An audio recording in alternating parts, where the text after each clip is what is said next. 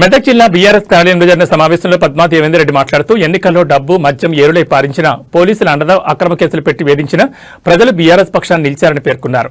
కాంగ్రెస్ కన్నా అధిక స్థానాలు ఇచ్చిన మెదక్ ప్రజలకు ఆమె కృతజ్ఞతలు తెలిపారు. అధికారం కోసం కాంగ్రెస్ పార్టీ నీచ రాజకీయాలకు పాల్పడుతోందని, బీజేపీ బీఎస్పీలతో లోపాయికారి ఒప్పందాలు చేసుకోవడం విడ్డూరంగా ఉందని విమర్శించారు.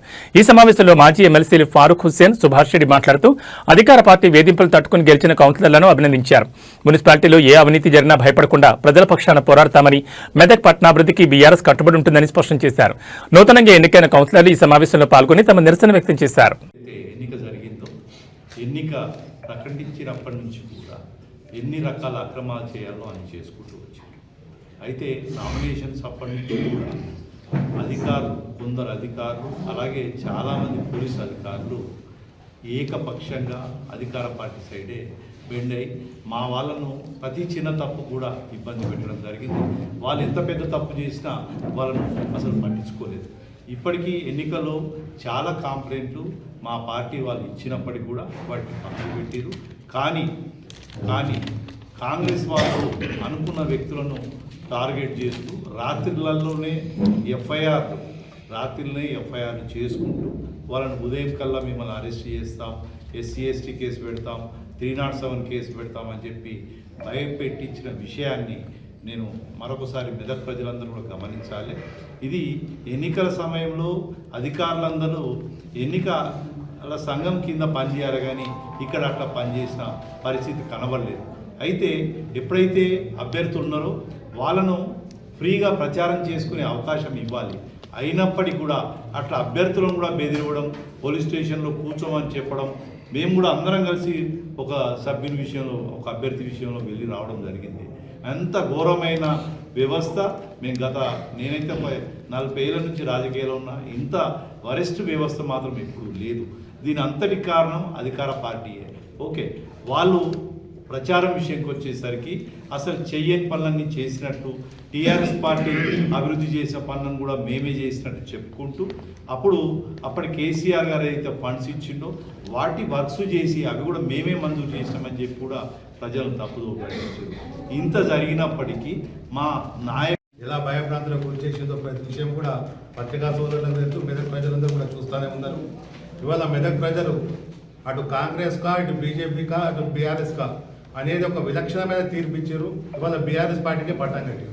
ఎందుకంటే 31 స్థానాలలో ఎన్నికలు జరిగితే 15 స్థానాలు బీఆర్ఎస్కే ఇచ్చారు, 13 స్థానాలు కాంగ్రెస్కి ఇచ్చారు. అయినప్పటికీ ఇవాళ అనైతిక పొత్తు వల్ల బీఎస్పీని కలుపుకొని బీజేపీని వాళ్ళు కోరం కట్టేండి సంతకాలు పెట్టి ఇవాళ చేతులు ఆపట్టకుండా పోయి ఇవాళ వాళ్ళు ప్రత్యక్షంగా మద్దతు పలికిర్రు. ఇవాళ బడేబాయి చోటాబాయి, ఢిల్లీలో బడేబాయి, ఇక్కడ చోటాబాయి ఇద్దరు ఒకటి అనేది తెలిసిపోయింది. ఇవాళ ప్రజలు కూడా విస్మయానికి గురవుతున్నాం మెదక్ ప్రజలందరూ. అంటే ఇవాళ బీజేపీ కాంగ్రెస్కు సపోర్ట్ చేయడం అనేది అనైతిక పొత్తు అని చెప్పి ముక్కు మీద వేసేసుకుంటా ఉన్నారు. ఇప్పటికైనా మెదక్ ప్రజలు అక్కడ ఎంపీ ఎన్నికలలో బీజేపీకి మెజారిటీ ఇచ్చినా, ఇక్కడ ఎమ్మెల్యే ఎలక్షన్లో కాంగ్రెస్ మెజారిటీ ఇచ్చిన వాళ్ళు కూడా ఇవాళ మేము తప్పు చేసినాం, బీజేపీకి కాంగ్రెస్ ఓటేసి మేము బీఆర్ఎస్ పార్టీని. మాజీ డిప్యూటీ స్పీకర్, మాజీ ఎమ్మెల్యే పద్మా దేవేందర్ రెడ్డి గారు, మాజీ ఎమ్మెల్యే సుభాష్ గారు, మాజీ ఎమ్మెల్యే శశిధర్ రెడ్డి గారు, తిప్పత్ రెడ్డి గారు, అంజన్న గారు, నూతనంగా అయినటువంటి మా కౌన్సిలర్ అక్క చెల్లెలు, తమ్ముళ్ళు, మీ అందరికీ నా నమస్కారం. నేను మెదక్లో వచ్చినప్పుడు ఇన్ఛార్జ్గా నాకు కేటీఆర్ గారు, హరీష్ రావు గారు ఒక సభలో చెప్పిన తర్వాత మీరు మెదక్ పోతున్నారు అని అన్నారు. జనరల్గా వీళ్ళతో అడిగితే ఇక్కడ బాగా దౌర్జన్యం ఉన్నది, అన్ని తీర్ల దౌర్జన్యం ఉన్నది. ఫైనాన్షియల్గా, నైతికంగా వాళ్ళు బలంగా, అంటే ప్రతిదానికి గొడ్డయ్యేదానికి కూడా వాళ్ళ బలం చూపిస్తున్నారు. టీఆర్ఎస్ పార్టీ వీక్ ఉన్నటువంటి వార్తలు నాకు వచ్చినాయి. అయినా మనం అందరం సైనికులం కాబట్టి, బీఆర్ఎస్ సైనికులం, కేసీఆర్ ఏ ఆదేశాలు ఇస్తే ఆ ఆదేశాల మీద నడుస్తున్నాము. మనం పోయి అక్కడ విజయం సాధిస్తేనే కరెక్ట్ ఉంటుంది. కానీ అటువంటి వార్తలను వినకుండా నేను డైరెక్ట్ ఇక్కడికి వచ్చిన తర్వాత కార్యకర్తల్లో ధైర్యం చూసి నేను చెప్తున్నా, మీరు పోయిన తర్వాత మల్లికార్జున మీద చేసినటువంటి వ్యక్తి, మంచి తెచ్చుకున్నటువంటి ఉన్నటువంటి వ్యక్తి, వాళ్ళ మీద కూడా దౌర్జన్యం. దాని తర్వాత ఎమ్మెల్యే గారే కొద్దిపోయి కొంత మీద కౌన్సిలర్ల మీద దౌర్జన్యంగా. కాకపోతే నాకు ఏమనిపించిందంటే ఈ పోలీస్ ఆఫీసర్లు ఏవైతే ఉన్నారో వీళ్ళు నిజమైనటువంటి పాత్ర వహించాలి. సరే అధికారంలో ఉంటారు, కొంత మంది 100% మా ఆప్తులు వాళ్ళకు పైసలు మధ్య ఇవ్వని చెప్తా ఉన్నారు, మా మీద కేసులు పెడతా ఉన్నారు, వాళ్ళని తీసి పెడతా ఉన్నారు.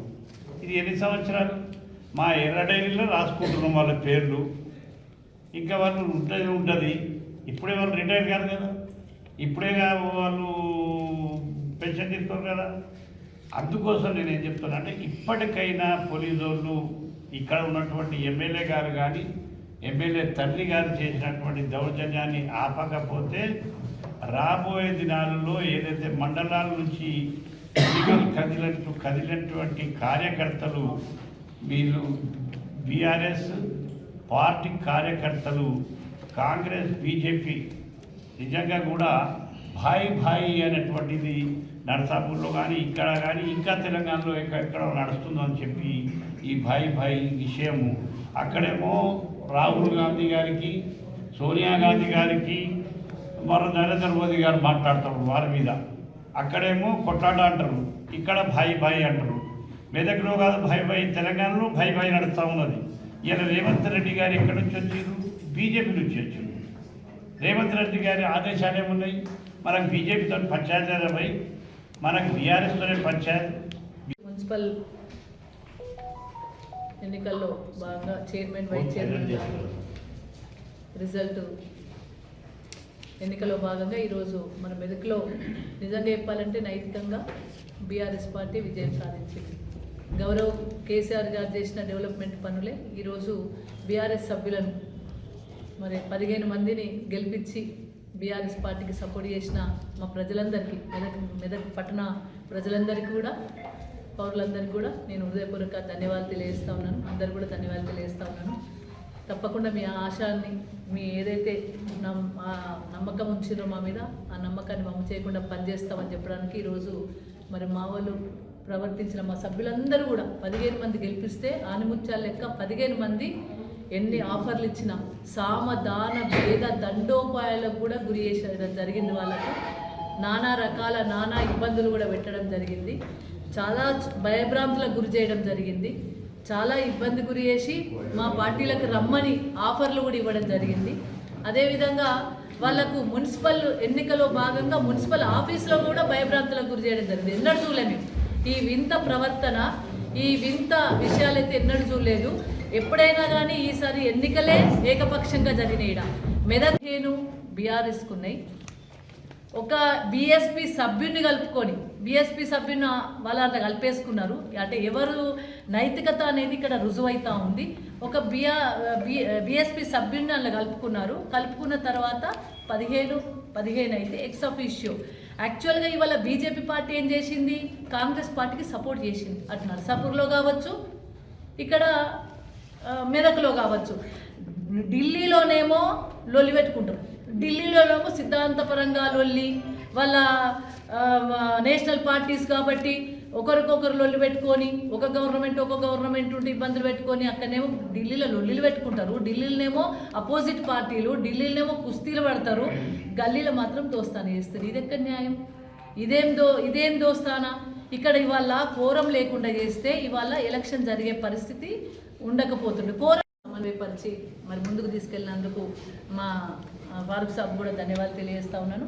అదేవిధంగా మా శశిధర్ రెడ్డి గారు, సుభాష్ రెడ్డి గారు, తిరుపతి రెడ్డి గారు అందరూ కూడా సమన్వయంతో మా గతంలో ఉన్న నాయకులు తర్వాత అందరూ కూడా ఒకరినొకరు సమన్వయంతో ముందుకు తీసుకెళ్ళిండ్రు. ఒకటే బాధ ఏంటంటే కొన్ని ఏదైతే మా సభ్యుల మీద అభ్యర్థుల మీద కేసులు పెట్టి నానా రకాల హంగామా చేసి ఇబ్బంది పెట్టిండ్రు. చాలా దురదృష్టకరం. 2-3 చాలా తక్కువ మెజారిటీతో ఓడిపోవడం జరిగింది. అయినా పర్వాలేదు. మరి ఏదైతే 15 సీట్లు ఇచ్చిందో మెదక్ పట్టణ ప్రజలు వాళ్ళందరికీ ధన్యవాదాలు. ఎందుకంటే ఇక్కడ శాసనసభ్యునిగా ఉండి గవర్నమెంట్ ఉండి వాళ్ళకంటే మేము 1 సీట్ ఎక్కువ తెచ్చుకున్నాం. అదే మాకు నైతిక విజయాన్ని ఇచ్చింది, బలాన్ని ఇచ్చింది. ప్రజలందరూ రుణాన్ని తప్పకుండా తీర్చుకుంటాం. జై తెలంగాణ.